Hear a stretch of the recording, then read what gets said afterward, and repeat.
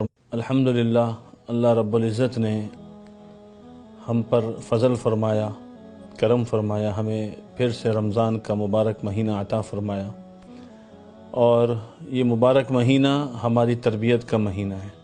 اس مہینے میں اللہ تعالی ہماری تربیت چاہتے ہیں، اس لیے ہر سال جب یہ مہینہ آتا ہے تو ہماری زندگی کا سارا نظام، ساری چیزیں، ساری ترتیبیں بدل جاتی ہیں، اور اس زندگی کا ٹھیک ہونا یہ پھر پورا سال آسان ہوتا ہے۔ بعض اہل اللہ سے یہ بات منقول ہے کہ رمضان کے مہینے کو جس نے اچھی طرح گزار لیا تو پورا سال وہ اچھی طرح گزارتا ہے، اور رمضان کے مہینے میں جس آدمی نے اپنے لیے جو خیر کی چیز اختیار کر لی تو پورے سال اللہ اس کو وہ خیر کرنے کی توفیق عطا فرماتے ہیں۔ اللہ رب العزت نے قرآن کریم میں ارشاد فرمایا ہے، اعوذ باللہ من الشیطان الرجیم، بسم اللہ الرحمن الرحیم، یا ایہا الذین آمنوا کتب علیکم الصیام کما کتب علی الذین من قبلکم لعلکم تتقون، کہ یہ جو روزے اللہ نے فرض کیے ہیں اس کا مقصد ہے تقوی پیدا کرنا۔ تقوی کس کو کہتے ہیں؟ تقوی کہتے ہیں گناہوں سے بچنا، اللہ کا ڈر اور خوف پیدا ہو جانا۔ یہ اللہ رب العزت اس مبارک مہینے کے اعمال کی برکت سے پیدا فرما دیتے ہیں۔ اور ایک جگہ اللہ تعالیٰ نے ارشاد فرمایا، الا ان اولیاء اللہ لا خوف علیہم ولا هم یحزنون الذین آمنوا وکانوا یتقون، کہ جو اللہ کے نیک بندے ہیں، ولی اللہ ہیں، ان کے لیے اللہ نے انعامات رکھے ہیں تو ان کی دو صفت ذکر کی ہیں۔ ایک صفت ہے ان کی وہ ایمان ہے، اور ایک صفت ان کی ذکر کی ہے وہ ہے تقوی۔ اب آدمی اگر ایمان کے ساتھ تقوی کو مضبوط کر لے تو وہ اللہ کے ہاں بہترین ایمان والا بن جاتا ہے، اور تقوی کے اوپر اللہ کی طرف سے وعدے ہیں، وَمَن يَتَّقِ اللَّهَ يَجْعَل لَّهُ مَخْرَجًا وَمَن يَتَّقِ اللَّهَ يَجْعَل لَّهُ مِنْ أَمْرِهِ يُسْرًا وَمَن يَتَّقِ اللَّهَ يُكَفِّرْ عَنْهُ سَيِّئَاتِهِ وَيُعْظِمْ لَهُ أَجْرًا۔ ان آیات میں اللہ نے انسان کے دنیا کے مسائل کا بھی حل بتا دیا اور انسان کے آخرت کے مسائل کا بھی حل بتا دیا۔ روزی کی مشکلات بھی دور ہو گئیں، اور ہر قسم کے غم، ہم، ٹینشن، پریشانی، ڈپریشن، جو مختلف چیزیں ہمیں ہوتی ہیں، اس تقوی کی برکت سے اللہ اس کو ختم فرماتے ہیں۔ اب رمضان کے مہینے میں ہمارے لیے اللہ تعالیٰ نے کیا نظام بنایا؟ ہم نے یہ بات اہل اللہ سے سنی ہے کہ انسان اگر تعلق مع اللہ حاصل کرنا چاہتا ہے تو وہ 4 چیزوں کو اختیار کر لے۔ نمبر 1 تقلیل طعام، یعنی کھانا کم کھانا۔ نمبر 2 تقلیل منام، یعنی کم سونا۔ نمبر 3 تقلیل اختلاط بین الانام، کہ لوگوں سے کم ملاقات کرنا۔ اور نمبر 4 تقلیل کلام، یعنی کم بات کرنا۔ تو یہ جو 4 چیزیں ہیں یہ رمضان کی برکت سے اللہ تعالیٰ انسان کی ایسی تربیت کرتے ہیں کہ یہ چاروں چیزیں انسان کی زندگی میں آ جاتی ہیں۔ چنانچہ تقلیل طعام کو اگر دیکھ لیں تو آدمی روزہ رکھتا ہے، اور صبح سے لے کے شام تک جب اس کے روزے کی زندگی گزرتی ہے تو خود بخود اس کے اندر تعلق مع اللہ پیدا ہونا شروع ہو جاتا ہے، نفس کی خواہشات دبنا شروع ہو جاتی ہیں، اور انسان کی طبیعت عبادت کی طرف چلنا شروع ہو جاتی ہے۔ اور اسی طرح تقلیل منام بھی ہو جاتا ہے، کیونکہ رات کو تراویح میں اٹھنا ہے، عبادات میں لگنا ہے، اور اسی طرح انسان کو پھر تہجد میں اٹھنا ہے، تو نیند کی بھی کمی ہو جاتی ہے۔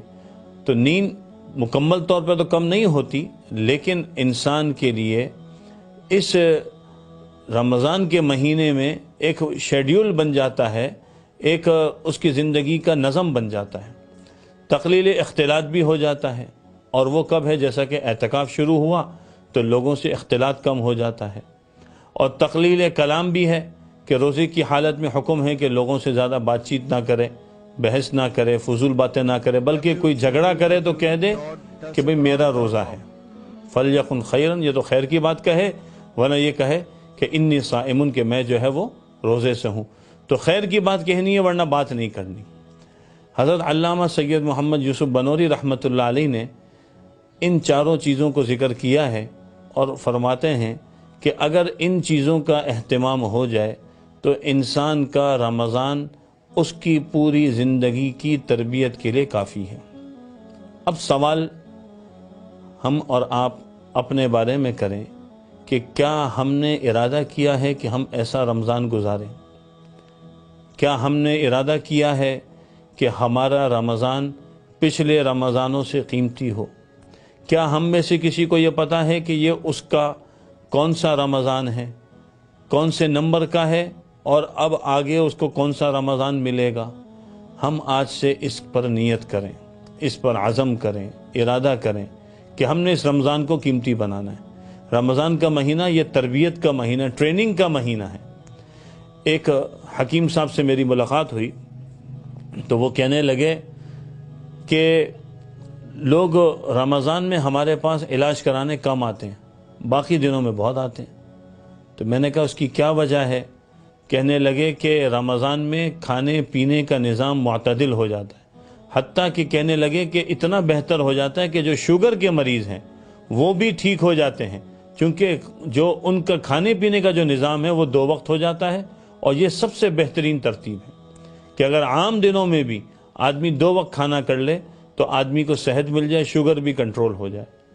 تو بیماریوں کے لیے بھی اور انسان کی روحانی امراض کے لیے بھی رمضان کا مہینہ بہت مؤثر ہے۔ تو اس رمضان کو قیمتی بنانا اور اپنے رمضان کو قیمتی بناتے ہوئے دوسروں کے رمضان کو بھی قیمتی بنانا، اور اس رمضان کے مہینے میں اللہ رب العزت فرض کا ثواب 70 فرض تک پہنچا دیتے، نفل کا ثواب فرضوں تک پہنچ جاتا ہے۔ اور اس رمضان کے مہینے میں ایک دعا ہے، اس کا اہتمام ضروری ہے۔ آپ صلی اللہ علیہ وسلم کا ارشاد ہے کہ 2 چیزیں ایسی ہیں یعنی اس رمضان میں جس سے تم اپنے رب کو راضی کرو، اور 2 چیزیں ایسی ہیں جن سے تمہیں خلاصی نہیں۔ وہ 2 چیزیں جن سے تم اپنے رب کو راضی کرو وہ کیا ہے؟ کثرت سے لا الہ الا اللہ، اور اسی طرح الحمدللہ، یعنی اس میں استغفر اللہ کی کثرت ہے، اس کا اہتمام کرو۔ اور جن 2 چیزوں کی تمہیں ضرورت ہے وہ کیا؟ جنت کو مانگنا اور جہنم سے پناہ مانگنا۔